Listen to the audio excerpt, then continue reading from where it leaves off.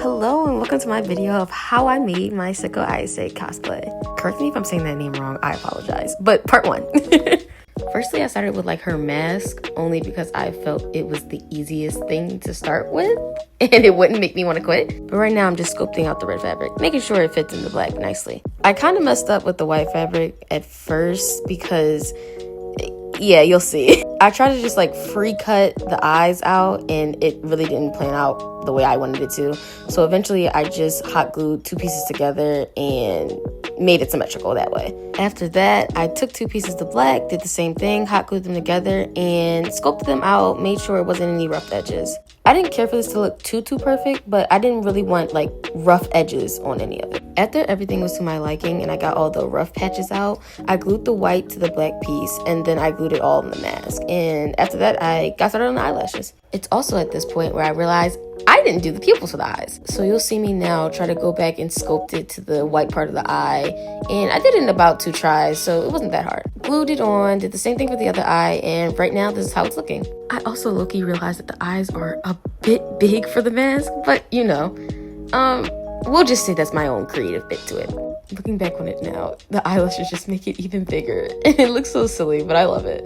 And this is the final product. Well, sorta. I'm going in to clean up the edges again because I'm somewhat of a perfectionist. I'm then going to sew the elastic on. Right now, I'm hot gluing it, and I realized how much of a big mistake that was. I figured, it's a one-time cosplay. I can just hot glue it together. Yeah, no, I eventually grabbed the sewing machine. In the mix of this, my thread also got stuck in my bobbin, so threaded a completely new bobbin, used a thinner thread, and got back to work. And honestly, I think it came out really cute. I already have my hair in like a color, so it kind of looks like her hair. Ah, yes, our little singing break. But after that, I got straight to work on the armbands. I couldn't find stretchy fabric for the life of me, but then again, I did go to Hobby Lobby, so heads up for that.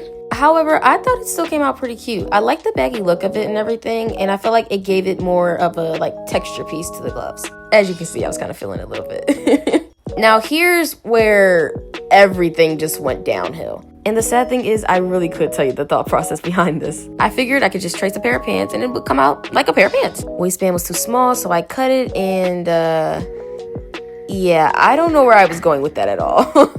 And I was just like, maybe I can fix it, you know? No, babes. I chalked it up because I realized I did have a pair of blue plants. So I was like, okay, I'll use that. But now we're working on her, like, corset thing. That's what we're gonna call it. I took some elastic so I can put it in the parts where I sewed so it can be like an elastic type thing so it can wrap around my waist. And here's me finishing up the thigh band. And here's me realizing I didn't get any fake cigarettes. So I made my own. I did this with my Himeno cosplay, but I can tell you 100% it didn't look as good as this one at all. Low-key, this being my favorite part of the cosplay because it just looks so good. Oh my god, it's the simple things that make me happy. Here's the test run as well of the cosplay. And definitely make sure you come back for part 2 so you can see how I turned this into this. Yeah, it was a process.